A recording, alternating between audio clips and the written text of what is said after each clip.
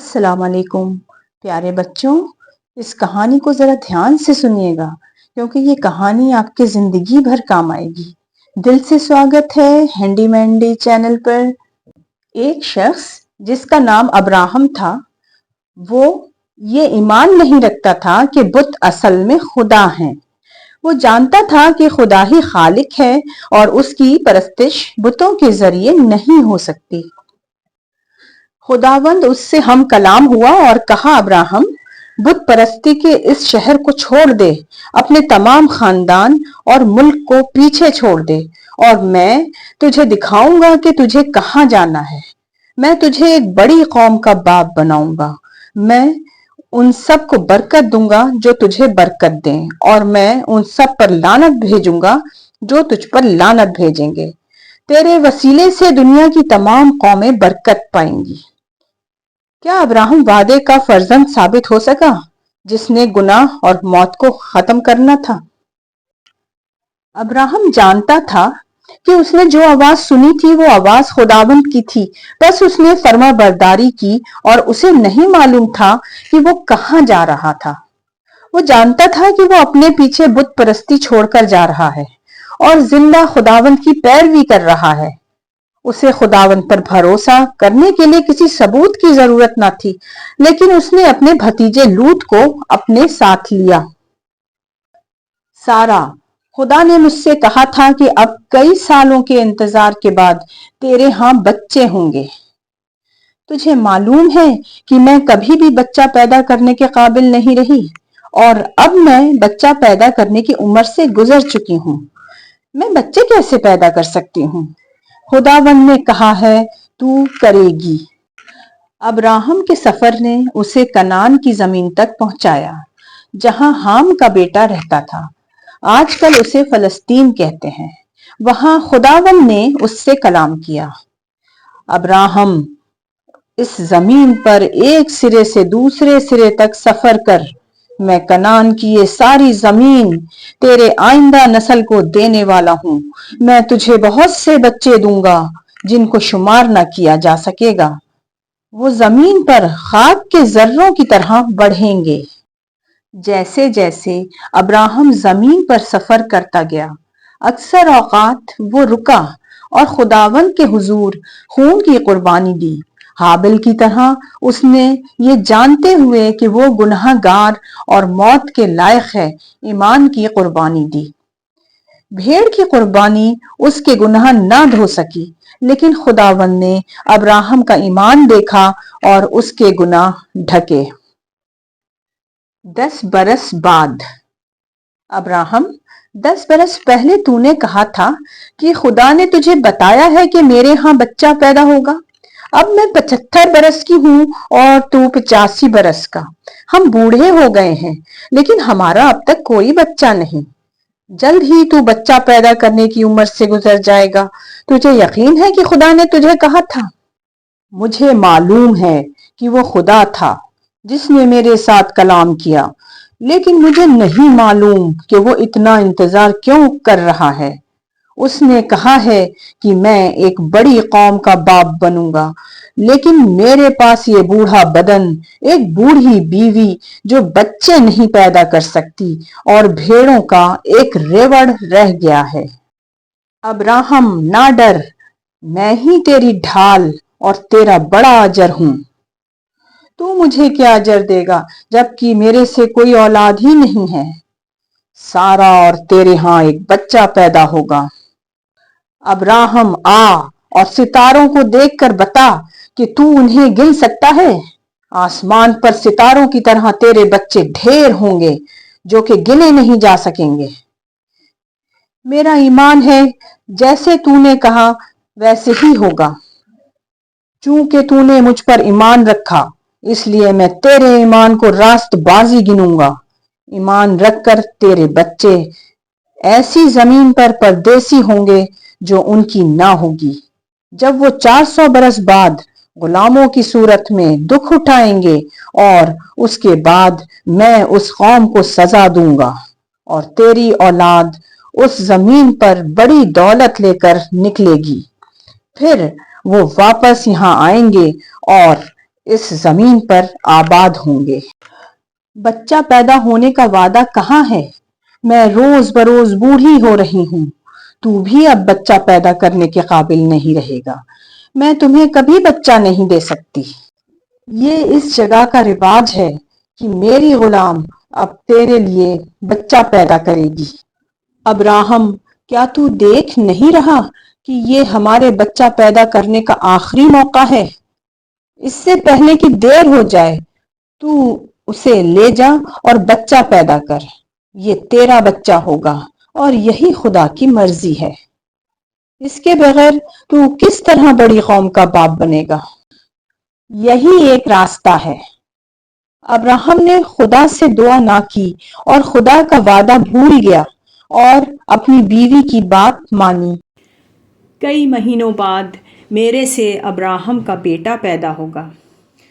जब हाजरा को मालूम हुआ कि उसके रहम में अब्राहम का बेटा है तो वो मगरूर हो गई और सारा को नीचा दिखाना शुरू किया।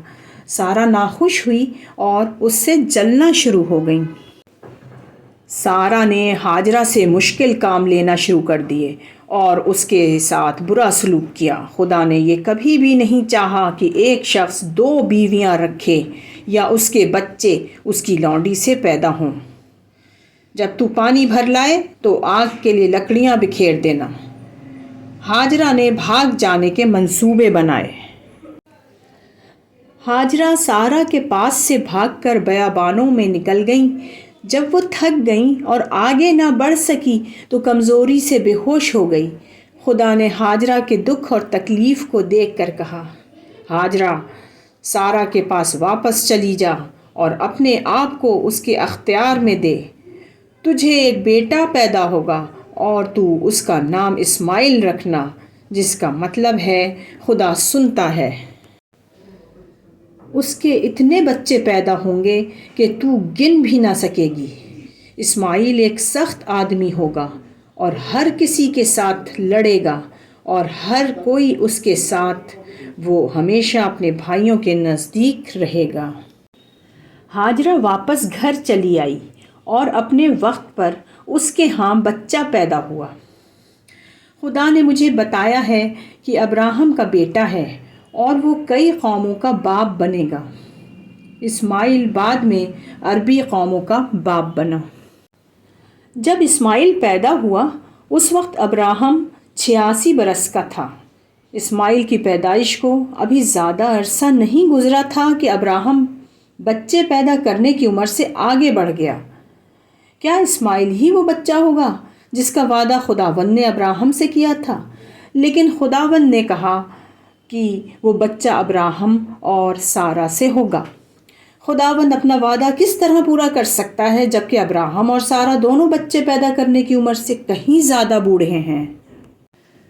जब इस्माइल 13 और अब्राहम 99 बरस का था, खुदावंद फिर उससे हम कलाम हुआ। अब्राहम, मैं खुदाए कादिर मुतलक हूँ, वो सब कर जो मैं तुझे कहता हूँ और गुनाह ना कर, जैसा कि मैंने तुझे पहले ही बताया था कि मैं तेरी औलाद को बढ़ाऊँगा और तू बहुत सी कौमों का बाप होगा। मैं अपना अहद तेरे और तेरे बाद तेरी औलाद से बांधूँगा। मैं तेरी औलाद को कनान की ज़मीन हमेशा की मिरास के लिए बख्श दूँगा। मेरे वादे के मुताबिक सारा हामला होगी और बच्चा जनेगी जो बहुत सी कौमों का सरदार होगा। हा हा हा, ये किस तरह हो सकता है? मैं तो अब 99 बरस का हूँ और सारा 89 बरस की है। मेरा जिस्म तो मुर्दे की तरह है। हमारे बच्चे नहीं हो सकते। बराए मेहरबानी इस्माइल को ही वादे का फर्जंद बनने दें। नहीं, जैसा कि मैंने शुरू से कहा है कि तेरा और सारा का अपना बच्चा होगा। बरकत का वादा उससे आगे बढ़ेगा, ना कि इस्माइल से। 1 साल के अंदर सारा एक लड़के को जन्म देगी। क्या ये मुमकिन है? हाँ, खुदावंद जिसने इंसान को तख्लीक किया है वो यकीनन 2 बूढ़े लोगों को फिर से बच्चा पैदा करने के काबिल बना सकता है। खुदावंद ये कर सकता है। کچھ دنوں کے بعد 3 آدمی ریگستان سے آتے ہوئے نظر آئے۔ ان کو دیکھ کر لگتا تھا کہ جیسے انہوں نے زیادہ سفر نہیں کیا اور نہ ہی یہ لوگ مقامی لگتے تھے۔ وہ مضبوط، پر اعتماد اور جوان تھے۔ ابراہم نے ان کو آتے ہوئے دیکھا اور وہ جانتا تھا کہ یہ مختلف ہیں، لیکن وہ یہ نہیں جانتا تھا کہ اس کے مہمان اس دنیا کے بھی نہیں تھے۔ ان میں سے 2 تو پاک فرشتے اور تیسرا خود خداوند تھا۔ وہ فرشتے کی صورت میں ظاہر ہوا تاکہ ابراہم سے بات کر سکے۔ ابراہم ان سے ملنے کے لیے باہر گیا۔ ابراہم، تیری بیوی سارہ کے ہاں بیٹا ہوگا۔ ہی میں جتنی بوڑھی ہوں اور ابراہم میرے سے بھی کہیں زیادہ بوڑھا ہے، کیا مجھے یہ خوشی دوبارہ مل سکتی ہے؟ سارہ کیوں ہنسی جبکہ خداوند کہتا ہے کہ اس کے ہاں بچہ ہوگا؟ میں نہیں ہنسی، تو در حقیقت ہنسی تھی۔ تو یقین نہیں کرتی؟ کیا خداوند کے لیے کوئی چیز مشکل ہے؟ میں دوبارہ آؤں گا جب تیرے حاملہ ہونے کا وقت آئے گا اور تیرے ہاں بچہ پیدا ہوگا۔ کیا میں ابراہم کو بتاؤں کہ میں کیا کرنے والا ہوں؟ یہ بہت سی نسلوں کا باپ ہوگا اور وہ اپنے بچوں اور بچوں کے بچوں کو میری فرما برداری کرنا سکھائے گا۔ ہاں، اسے جاننے کی ضرورت ہے۔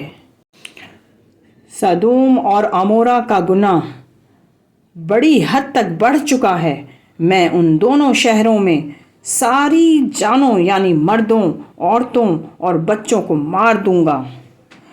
لیکن میرا بھتیجا لوط اور اس کا خاندان بھی وہیں رہتے ہیں۔ یہ خداوند کی شان کے خلاف ہے کہ وہ راست باز کو بدکار کے ساتھ تباہ کر دے۔ کیا ہوا اگر اس شہر میں 50 راست باز لوگ رہتے ہوں؟ کیا تو راست بازوں کو بچانے کے لیے سارے شہر کو معاف کر دے گا؟ میں جانتا ہوں کہ تمام انسانوں کا منصف وہی کرے گا جو ٹھیک ہوگا۔ اگر مجھے 50 راست باز ملے تو میں ضرور اس شہر کو چھوڑ دوں گا۔ میں صرف خاک ہوں، خداوند کے ساتھ بات کرنے کے قابل نہیں۔ لیکن کیا ہو اگر اس شہر میں صرف 45 راست باز ہوں؟ کیا صرف 5 لوگ کم ہونے کی وجہ سے تو سب کو تباہ کر دے گا؟ اگر وہاں صرف 45 بھی نکلے تو میں اس شہر کو برباد نہیں کروں گا۔ کیا ہو اگر صرف 40 ہی ملے؟ اگر 40 نکلے تو بھی میں برباد نہیں کروں گا۔ میرے ساتھ ناراض نہ ہو، لیکن کیا ہوگا اگر 30 نکلے؟ میں 30 کے لیے ان کو برباد نہیں کروں گا۔ لیکن اگر صرف 20 ہوئے تو میں اس بدکار شہر کو بالکل تباہ نہیں کروں گا اگر وہاں 20 راست باز بھی ہوئے۔ برائے مہربانی ناراض نہ ہونا، میں اب آخری بار پوچھوں گا، اگر اس شہر میں صرف 10 راست باز ہوئے کیا تو پھر بھی اس کو تباہ کرے گا؟ نہیں، اگر مجھے 10 راست باز جانیں بھی مل سکیں تو میں اس شہر کو برباد نہیں کروں گا۔ ہم آج رات اس کی طرف جائیں گے۔ اگر تجھے 10 بھی نہ ملے تو کیا تو مہربانی سے میرے بھتیجے لوط کو خبردار کرے گا؟ دونوں فرشتے اسی شام کو شہر کی طرف گئے اور لوط کے گھر کی طرف چلے۔ یہ میری سوچوں سے بھی بڑھ کر گمراہ ہیں۔ اب میں سمجھا کہ خدا کیوں یہاں پر بچے اور جانوروں کو تباہ کرنے لگا ہے۔ اے اجنبیوں، تم یہاں کے نہیں لگتے؟ سنو، تم رات سڑک پر نہیں گزار سکتے، یہ محفوظ جگہ نہیں ہے۔ آج رات کے لیے میرے گھر آ جاؤ۔ یہ تو واقعی خوبصورت ہیں، ہم جا کر باقی آدمیوں کو ان کے بارے میں بتائیں گے۔ لوط، ان آدمیوں کو باہر نکال تاکہ ہم ان کے ساتھ صحبت کر سکیں۔ چلے جاؤ، تم ان کے ساتھ یہ بدکاری نہیں کر سکتے۔ کیا یہ اپنے آپ کو ہم سے بہتر سمجھتا ہے؟ او پردیسی، ہم دروازہ توڑ دیں گے اور تیرے ساتھ اس سے بڑھ کے بدکاری کریں گے۔ ہمیں تیری بیٹیاں نہیں چاہیے، ہم یہ خوبصورت آدمی چاہتے ہیں۔ یہ نفرت کے لائق ہے۔ وہ کہاں ہیں؟ خداوند خدا تمہیں اندھا کر دے۔ یہ کس قسم کی طاقت ہے؟ اتنا اندھیرا کیوں ہو گیا ہے؟ مجھے نظر نہیں آ رہا ہے۔ کیا ہوا؟ تمہیں کل صبح یہ شہر چھوڑنا ہوگا۔ جن کو تم خبردار کرنا چاہتے ہو کر لو۔ خداوند پاک ہے اور وہ یہ گناہ اور زیادہ برداشت نہیں کرے گا۔ خداوند کل اس جگہ پر آسمان سے آگ برسائے گا۔ سدوم اور عمورہ میں ہر ایک شخص مر جائے گا۔ جلدی کرو، آگ جلد ہی برسے گی اور کوئی بھی اس سے بچ نہیں سکے گا۔ خداوند کہتا ہے کہ تم مڑ کر اس جلتے ہوئے شہر کو نہ دیکھنا۔ پیچھے مڑ کر نہ دیکھو۔ ہائے! اوہ! ابو امی نے خداوند کی نافرمانی کی ہے اور وہ نمک میں بدل گئی ہے۔ ادھر نہ دیکھو، چلتے رہو۔ اس دن سدوم اور عمورہ میں ہر چیز مر گئی۔ خداوند راست باز ہے اور گناہ سے نفرت کرتا ہے، خاص طور پر گمراہ کرنے والی صحبت سے، جو آدمیوں کے ساتھ اور عورتیں دوسری عورتوں کے ساتھ کرتی ہیں۔ ان سب سے بڑھ کر جنسی گناہ وہ ہے جو بچوں کے ساتھ کیا جاتا ہے۔ خداوند نے وعدہ کیا تھا کہ زمین کو کبھی بھی پانی سے تباہ نہیں کرے گا، لیکن اس نے آگ کے بارے میں کچھ نہیں کہا تھا کہ اگلی دفعہ تباہی آگ سے ہوگی۔ کسی بھی گناہ کی سزا موت ہے، اور یہ موت آگ کی جھیل اور جسمانی ابدی موت کی شکل میں ہوگی۔ خدا کے فضل سے لوط خداوند کی عدالت سے بچ گیا۔ اس کی بیوی کو یقین نہ آیا کہ خدا نے واقعی اس کو پیچھے مڑ کر دیکھنے کے لیے سنجیدگی سے منع کیا تھا۔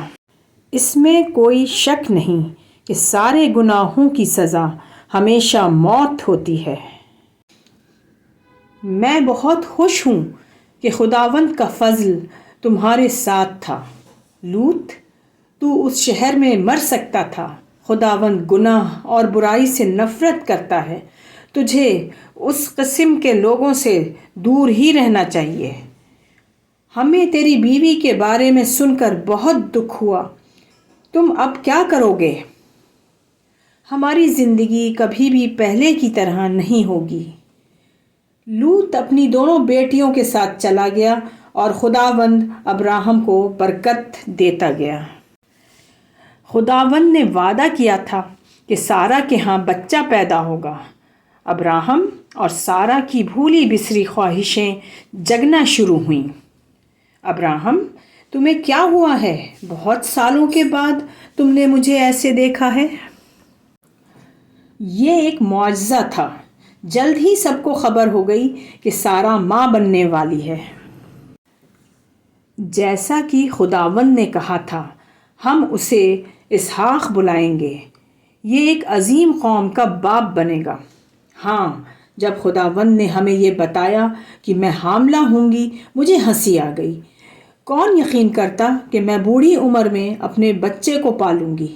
خداوند نے اپنا وعدہ پورا کیا اور وہ ہمیشہ کرتا ہے۔ ابراہیم کا بیٹا اسماعیل جو ہاجرہ سے تھا، اب 14 برس کا ہو گیا تھا اور اسے نئے بچے سے نفرت تھی۔ یہ چھوٹا بے وقوف لڑکا میرا مذاق اڑاتا ہے۔ میں اس مصری کو اسحاق کے ساتھ ایک گھر میں نہیں رکھوں گی۔ اس غلام عورت اور اس کے بیٹے کو نکال دے۔ یہ اسحاق کے ساتھ جو وعدے کا فرزند ہے، میراث کا کوئی حصہ نہیں پائے گا۔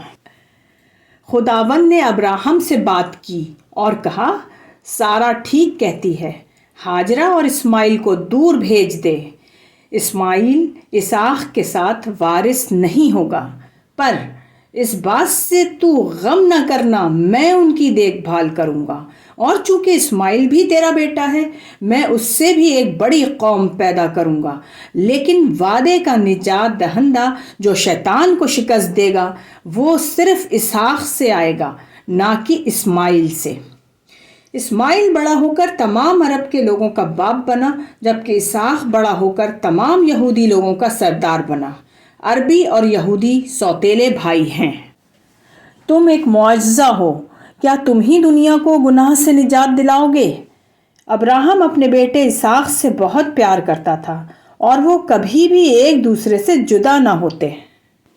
آسمان اور زمین کا خداوند پاک اور صاف ہے، میرے جیسے گنہگار انسان کی سوچ کی حدوں سے کہیں زیادہ پاک ہے۔ پہلے انسان یعنی آدم نے خداوند کی نافرمانی کی، اور اس کے بعد انسانی نسل ہمیشہ کے لیے گنہگار ہو گئی۔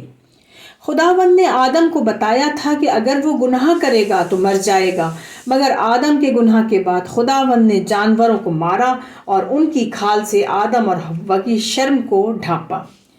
ابا جی، آپ ان خوبصورت چھوٹی بھیڑوں کو کیوں مارتے اور ان کو پتھروں کے ڈھیر پر جلا دیتے ہیں؟ جب میں ایک بھیڑ مار کے خداوند کی نظر کرتا ہوں تو یہ اس بات کی گواہی ہے کہ میں اپنے گناہ کو مانتا ہوں اور اپنی جگہ ایک بھیڑ کو مار کر ہدیہ دیتا ہوں۔ اسحاق ایمان میں بڑھتا گیا اور اس نے اپنے باپ کے خدا پر بھروسہ کرنا سیکھ لیا۔ ابراہم اس کو بہت پیار کرتا تھا، اور وہ دونوں اکثر خدا کی عبادت کرنے اور قربانیاں چڑھانے جاتے تھے۔ بھیڑ کو مار کر مذبح پر رکھ دیا جاتا تھا، جہاں وہ جل جاتا تھا۔ ابراہم، میں چاہتا ہوں کہ تو اپنے اکلوتے بیٹے اسحاق کو، جسے تو بہت پیار کرتا ہے، لے کر آ اور میرے لیے سوختنی قربانی کے طور پر چڑھا۔ خداوند، تو مجھے کس طرح ایسا کام کرنے کو کہہ سکتا ہے؟ تو ایسا نہیں ہے۔ آگ کے پجاری انسانی قربانیاں چڑھاتے ہیں۔ تو نے کہا تھا کہ تو میرے بیٹے اسحاق سے ایک بڑی قوم پیدا کرے گا۔ اگر میں اس کو مار دوں گا تو پھر کبھی بھی تیرا وعدہ پورا نہ ہوگا۔ مگر تو خداوند ہے، میں اس بات کو نہیں سمجھ سکتا، لیکن میں تیری فرما برداری ضرور کروں گا۔ اپنا دھیان رکھنا، میں اپنے دونوں مردوں کے لیے دعا کروں گی۔ یہ 3 دن کا سفر ہے، اس لیے ہمیں آنے جانے میں تقریباً 1 ہفتہ لگ جائے گا۔ 3 دن بعد، ابا جی، وہ رہا پہاڑ، ہم اندھیرا ہونے سے پہلے وہاں پہنچ جائیں گے؟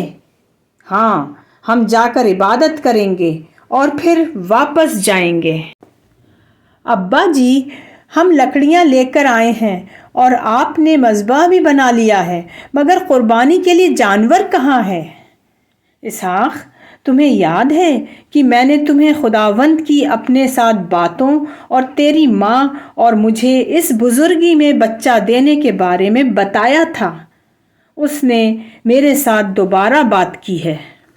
اس دفعہ اس نے کہا ہے کہ میں تمہیں سوختنی قربانی کے طور پر گزرانوں۔ میں؟